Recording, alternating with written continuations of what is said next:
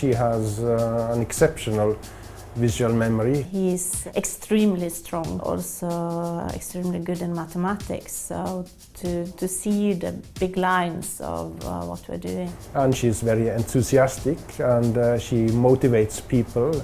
And he is excellent in writing, so that combination is just so good.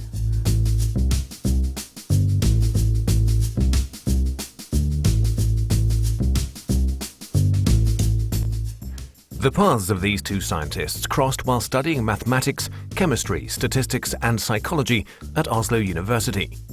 Although they were particularly interested in cognitive functions, they quickly moved on to another constantly evolving field, that of neurosciences.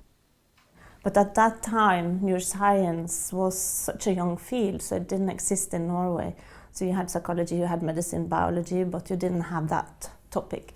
So I had to find my own way, and that was at the time I met Edvard, and we decided to go to offices and to talk to our professors, and how can we become neuroscientists. And finally, we then met the great neuroscientist of Norway, Per Andersen, and then got accepted to work in his lab, and then that was sort of where it started. Thanks to people they met in Norway and in the United Kingdom, May-Britt and Edvard Moser were able to continue working in their field of interest. They expanded their skills and proficiencies. Finally, they took this store of knowledge to Norway, where it became the springboard for scientific discoveries. They came to Norway to find their next development stage, and they came and said, well, we have to be honest with you, we're not really planning to start working here, but we need to get some experience in seeking a job. The story is that the department head of psychology at that time, he saw the talent in these two young people and managed to create not one position, but two positions, and also create the resources to build their first lab. We had everything we needed to work on our own, so it was a bit early and not really planned in that way, but we got all the conditions we wanted. So, I mean, there's a lot of coincidences on the way. May-Britt and Edvard Moser then set up their laboratory. Like when they were at university, they began from almost nothing to create the kind of lab they wanted, the scope of which to this day never ceases to expand and develop. Oh, it was extremely good because we could build up something, and that's very rewarding, and especially when you see that you start to get results. But of course it was tough with two children, and we didn't have relatives here, so we had to ask our histology technician to be the babysitter. And but it went very well. And but the first 2 years, then Edvard and I, we were alone, so we had to wash rat cages, we had to do everything ourselves. And of course, when you start to build things from scratch, it's your baby, and you love it. This was the lab where in 2005 they discovered the existence in the brain of certain neurons called grid cells, which are capable of making a true map of our movements. These are the cells that allow us to maintain spatial orientation, which is of such vital importance to all living beings. The first time I met them was at a conference in New York. I had some very specific technical questions for Edvard, but they struck me as, particularly Edvard struck me as very, very reserved and careful and quiet, kind of a shy individual, which was in a big contrast with, it was at this meeting, at this particular meeting in New York, when they revealed that they had found this new type of cell in the brain, the grid cell, that really just shook the community. I mean, it was a very extraordinary discovery. This is the most significant discovery in neurosciences for the last 2 decades. That is the unanimous view of the scientific community. Those we now know as the Mosers are not going to stop there. Their experiments will continue. The considerable progress achieved in scientific research and their boundless curiosity will help them push back the horizons still further. They are doing so good research. It's so easy to see the results. They produce, very good papers. they are very good in communicating the research to the community. And when I bring guests to their lab, they all get very excited. So they have this fantastic way of showing people what they are doing. They are role models for a lot of young researchers, and not only in their own lab, but also for other research groups. The way they perform is so exceptional that everybody accepts that we need to give these people very good development possibilities. They also have the personal and social qualities needed to build really good research groups.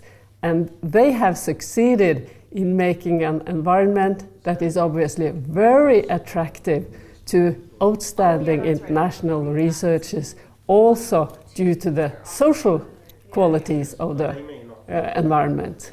Right. So what I meant is that their doors are always open, they're always available for discussion, and even though the lab has grown over the last few years, they've really maintained a relationship, I think, with everyone in the lab and made it a very open and easy place to work. So I think that's actually quite important and something unique about them as group leaders. May-Britt and Edvard Moser have created a centre of excellence at Trondheim. It's something that they have done together. If luck was with them when they were jointly appointed, they have demonstrated a shared drive and determination to achieve success. We can discuss anytime, and we do that. So we can go to the sea, to the beach, to the mountains, and then if there's something urgent, of course we discuss it. We can discuss it at breakfast and dinner and make plans. So it's quite useful. Science takes all your time, at least it takes more or less all our time. So, and of course we also do other things, but it's sort of a mixture. And if science is so much of our own life, it's so much easier when then the other one is also a scientist. Probably the same as if when you're an artist, that it's part of yourself. They are so excited about their work. It's easy to tell that they live for their work. It's difficult to make them talk about something else.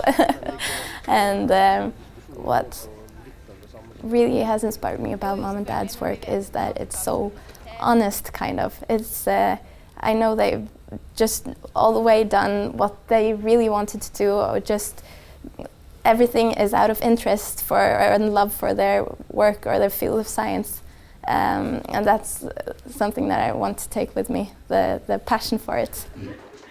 The Mosers travel the world, but it's here at home that they take pleasure in being together with family and friends. Even though it's no longer in the lab, the discussions carry on. But that's the way they like it best.